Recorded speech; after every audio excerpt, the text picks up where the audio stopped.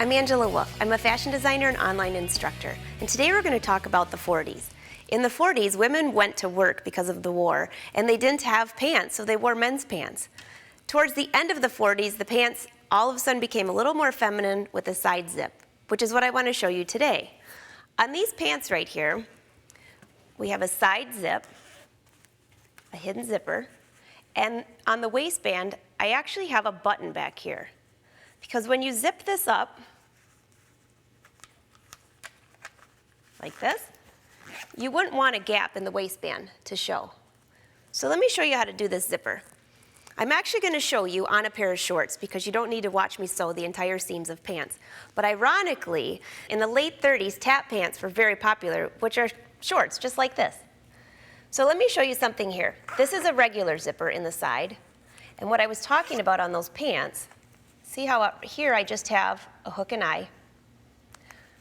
When this is closed, there is a little gap right there. There's nothing wrong with that, but I want to show you how to do it the other way. Another thing I want to draw to your attention is notice that this zipper is on the right-hand side.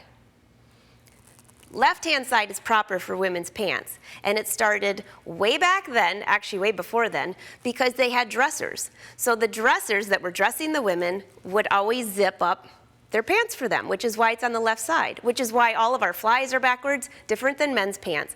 So I personally prefer the right-hand side, so I did this for my own shorts. For this pair, I'll do the left-hand side. But just know if you're making your own clothes, it really doesn't matter, it's your preference, but now you know the reasoning. So what you're gonna need, here is 2 fronts and 2 backs.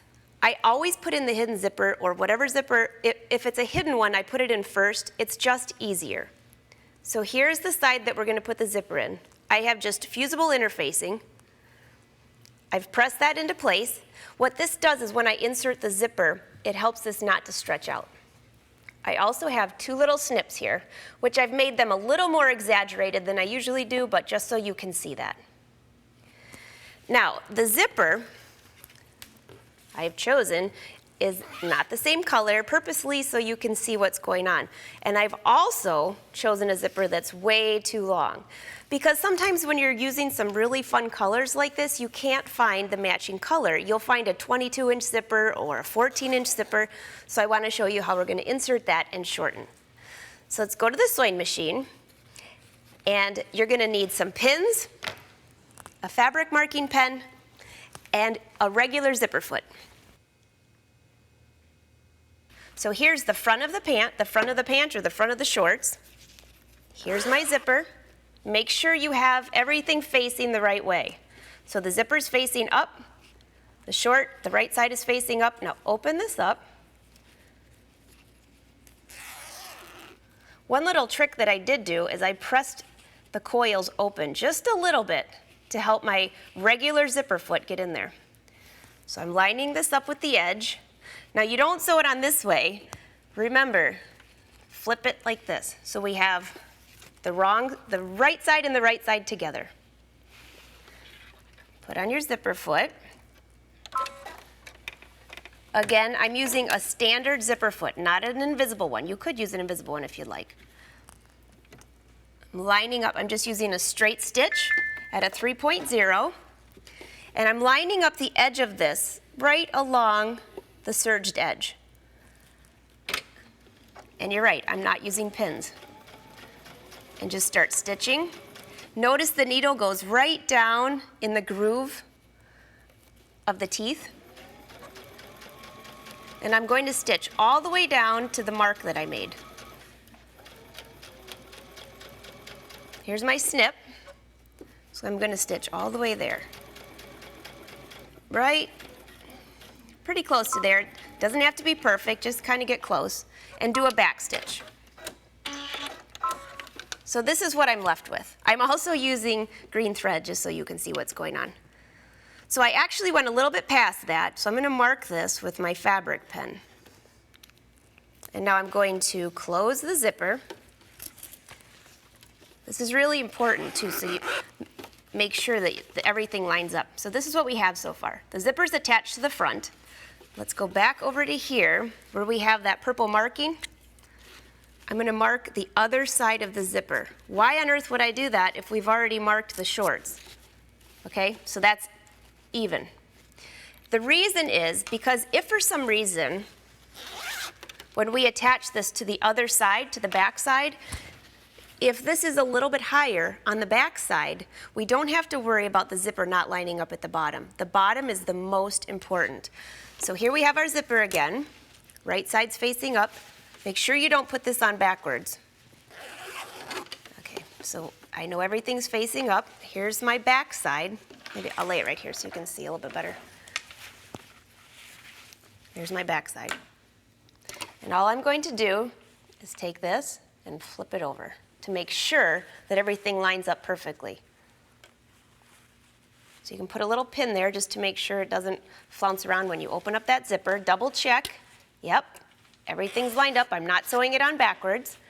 And because I'm using a longer zipper, it's actually easier. Open up the zipper as far as you want, way past your purple mark.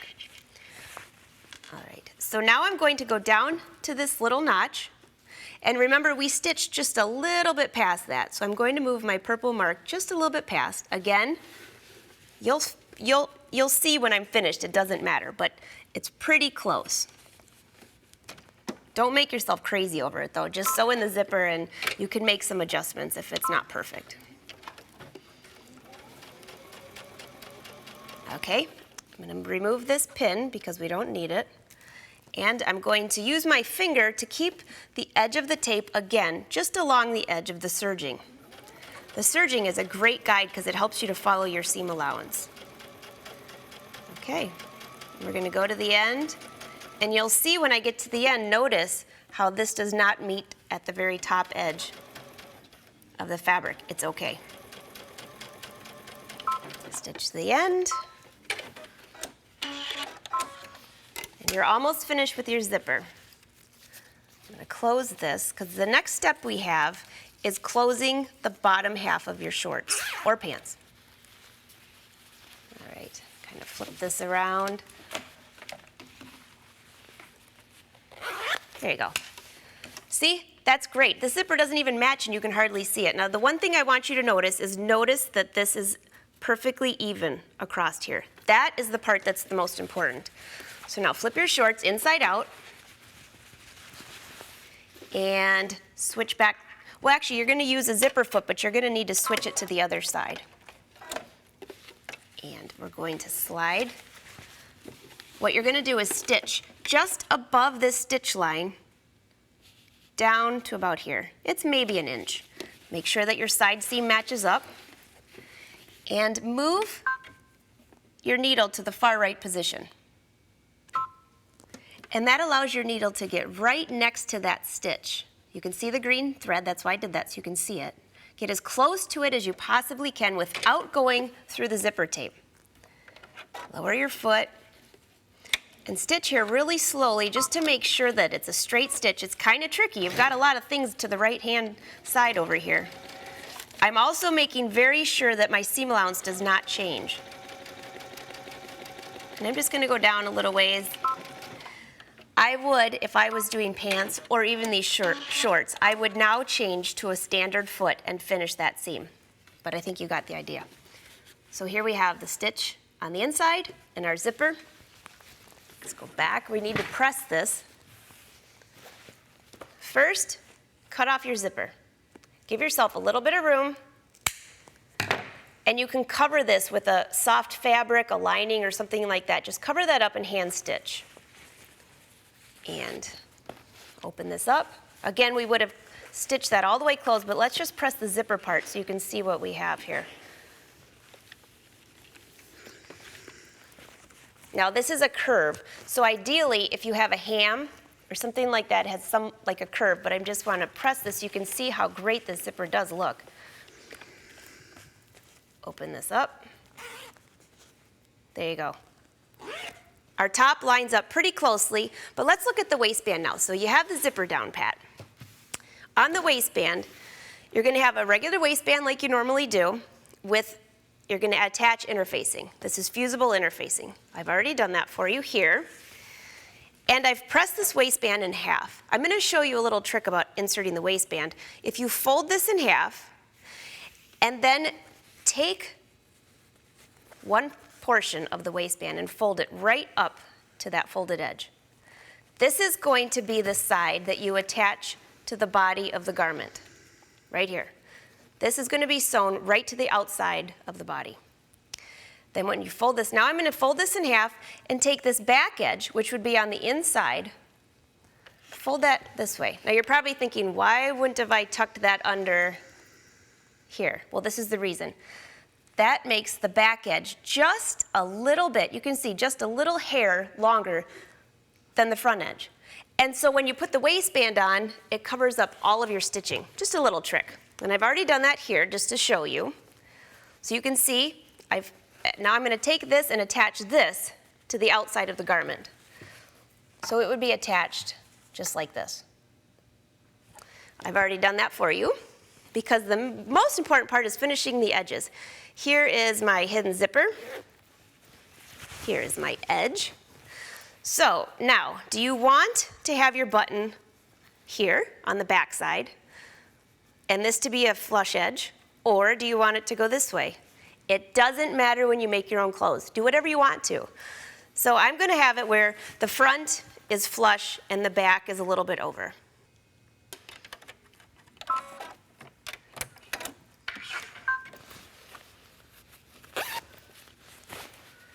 This edge is going to be flush.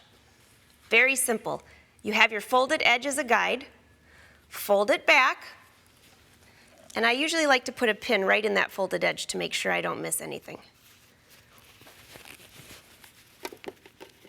And I'm going to open this entire seam up. And I'm going to stitch right on the edge of that zipper.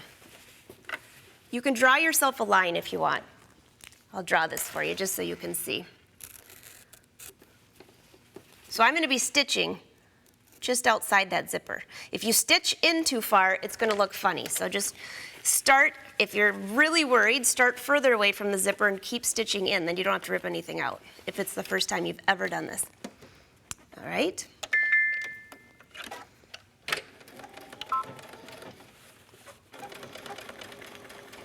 I'm stitching right. If you're having a problem getting close to that zipper, you can change it back to a zipper foot.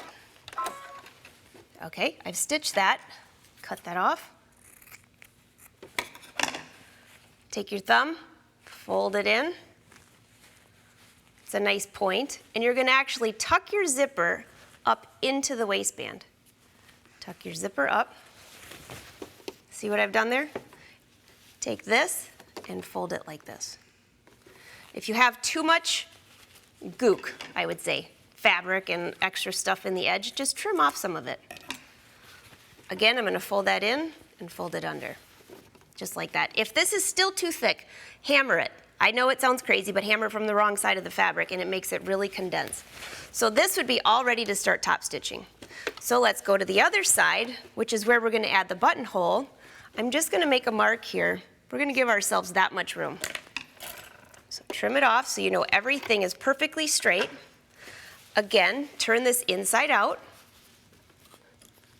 and put your pin in here.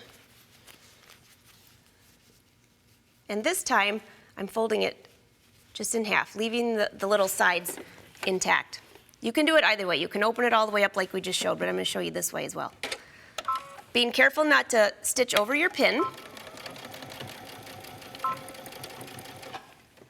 Okay. There's my stitch. This is really easy. Flip it right side out. You can see my pen marks. And let's go back up here and press. So if you look at the inside, because the inside of my waistband, remember, was a little bit further over, it's covering up my stitch line. Let's go back to the outside. The one thing you need to really check is that these two, the top edge of your waistband matches up, which it matches up perfectly. So this is great. All I'm going to have to do now is top stitch all the way around the entire shorts, and you're all finished. Now when you put your buttonhole on, you're just going to put it here. Make sure it does not go past the zipper edge, and you're going to attach a button. That's how easy it is to put a side zipper in and cover up that little gap that could show your skin on the side.